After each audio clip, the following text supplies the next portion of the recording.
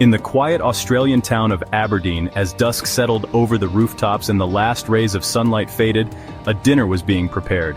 The air was still, almost expectant, as if the town itself sensed something was amiss. But this was no ordinary meal. The kitchen, usually a place of comfort and warmth, now felt cold and foreboding. Every movement was deliberate, every ingredient chosen with a chilling purpose. Place settings bore the names of John Price's children, carefully written as if for a family celebration. But the main course was meant to be their own father. A grotesque twist that turned a family ritual into a nightmare. This single horrifying detail sets Katherine Knight's story apart from any other crime in Australian history. A crime not of sudden rage, but of chilling, calculated vengeance. It was a plan executed with precision, revealing a mind consumed by darkness. To understand that night in February 2000, we must look at the life that led to it. A life marked by instability, violence, and a series of broken relationships.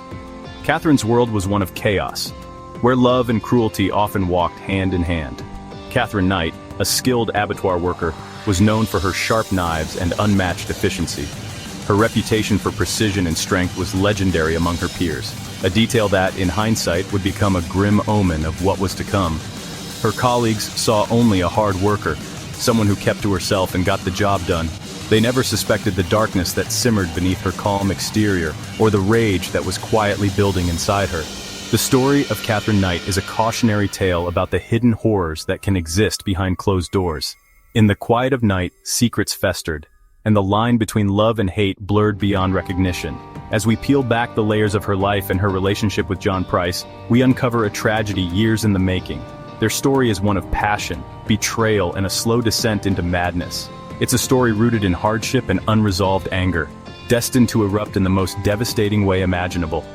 In Aberdeen, the shadows of the past lingered long after the sun had set, leaving a community forever changed.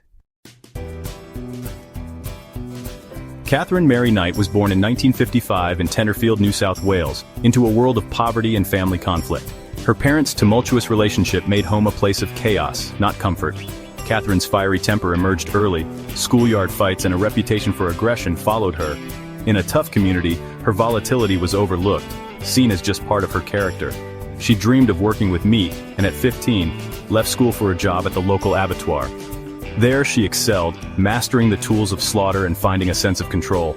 The daily routine of dismemberment became normal, her skill with knives praised by coworkers. This upbringing, marked by family strife, a volatile temper, and a profession steeped in blood, shaped a dangerous individual. Katherine's path led through failed, violent relationships, each one reinforcing her patterns of rage. The girl from Tenterfield was moving ever closer to a point of no return. Katherine's first marriage to David Kellett quickly turned violent. She broke his jaw in a drunken rage, shocking even those who knew her temper. The violence wasn't a one-time outburst, it became a terrifying routine, woven into the fabric of their daily lives. She attacked him with a frying pan, wielding it as a weapon during heated arguments, leaving David constantly on edge, never knowing what might set her off next. The home became a place of dread, and David was trapped in a cycle of fear and confusion, isolated from friends and family by Katherine's unpredictable moods. After their split, her next partner, David Saunders, suffered even worse. Katherine killed his puppy in front of him, a calculated act of terror meant to show him what she was capable of if he ever tried to leave. Her relationships followed a grim, repeating pattern. At first, there was intense affection, overwhelming gestures of love that drew her partners in. But soon, jealousy and suspicion would creep in, quickly turning to rage and violence. Arguments escalated into physical attacks, and her partners found themselves walking on eggshells. She tried to run over one boyfriend with her car in a fit of anger, and stabbed another with a pair of scissors during a heated confrontation, leaving physical and emotional scars that would never fully heal. Her partners lived in a constant state of anxiety, never able to relax, always bracing for the next explosion. Nights were sleepless, filled with dread and uncertainty. Katherine's abuse was often hidden behind closed doors. Her partners were too intimidated, too ashamed, or too afraid of what she might do to speak out or seek help. Authorities intervened on occasion, but their efforts were only temporary. In small towns, domestic violence was frequently dismissed as a private matter, and the cycle continued. Outwardly, Katherine maintained a facade of normalcy, at work, in public, and even with her children. but those closest to her lived in constant fear, never knowing what would trigger her next outburst. With each new relationship, her violence escalated, becoming more brazen and more dangerous. The warning signs grew clearer, but the consequences became more severe.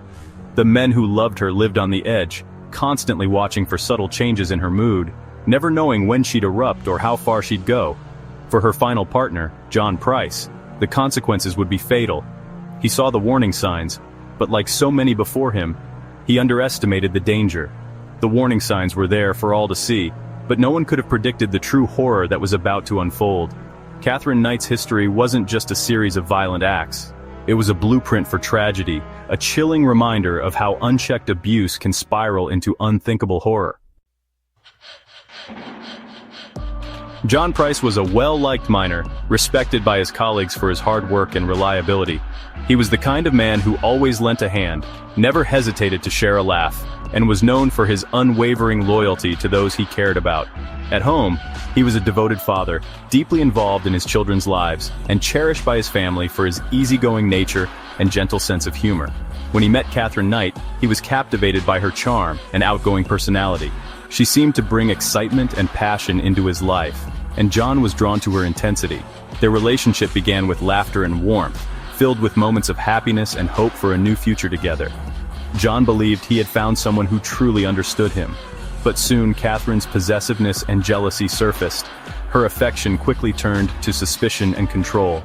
She began isolating John from his friends and family, making it difficult for him to maintain the relationships that once brought him joy.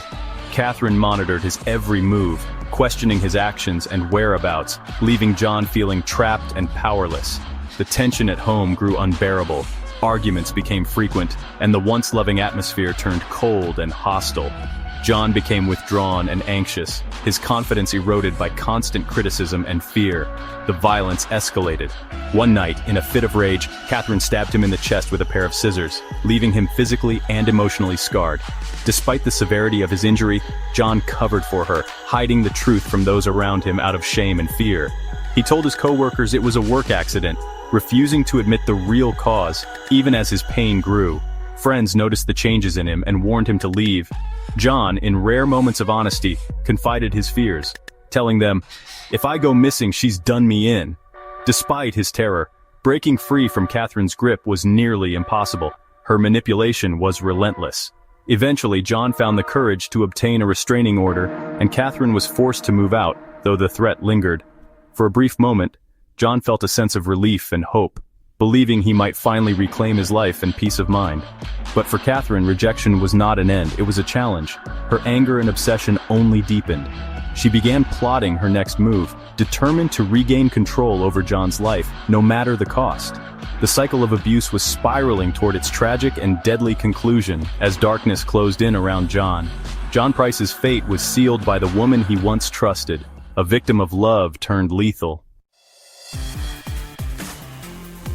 In the days before the crime, tension between Katherine and John reached a breaking point. John tried to move on, even seeing someone new, but Katherine saw this as betrayal. Her obsession turned to revenge. She began planning meticulously. She invited her children and John's to a special dinner, hinting at a surprise. These were not impulsive actions, but the calculated steps of someone with a terrifying purpose. On February 29, 2000, John Price returned home exhausted and wary. Despite the restraining order, Katherine let herself in with a hidden key.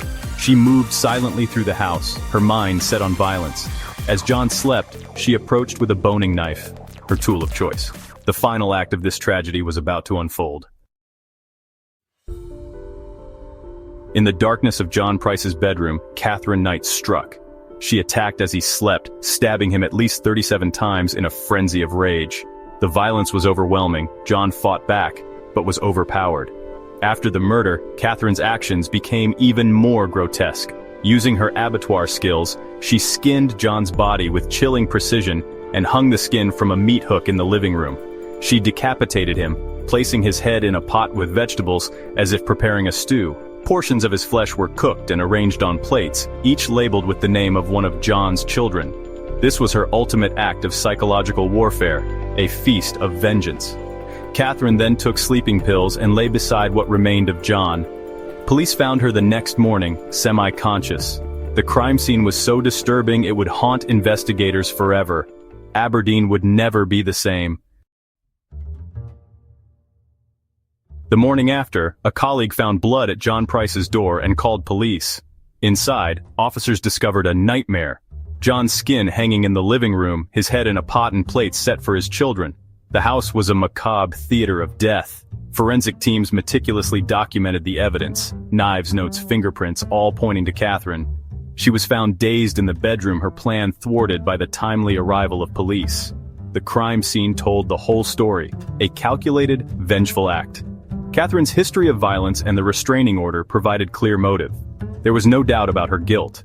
The only question left was what justice would look like.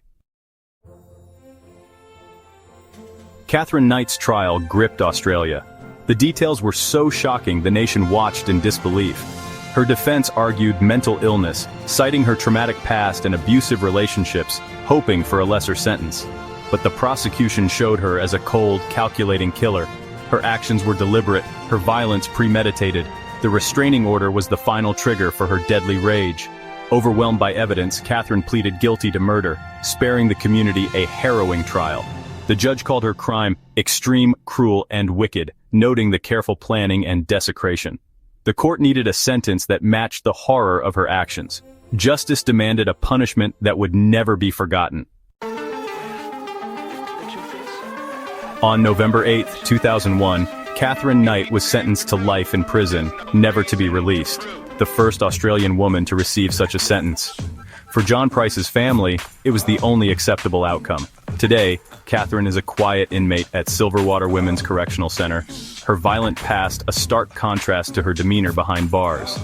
Her story has left a permanent scar on Australia's consciousness, inspiring books, documentaries, and endless fascination. The house on St. Andrew Street is gone, but the memory lingers. Katherine Knight's case is a dark benchmark in true crime, a reminder of the evil that can hide in plain sight.